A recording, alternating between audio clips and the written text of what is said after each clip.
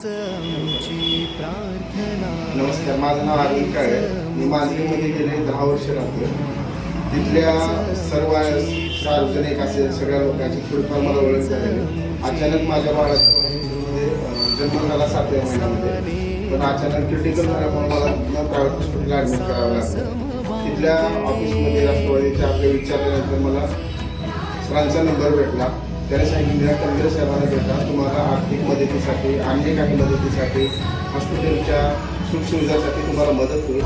मी यांच्याकडे काळेपडीतील ऑफिसवर आलो. त्यांनी मला सगळ्या गोष्टी समजावून सांगितल्या आणि वैद्यकीय निधीसाठी आज मुख्यमंत्र्यांचं मला 50,000चं त्यांनी लेटर दिलेलं आहे सँक्शन करून.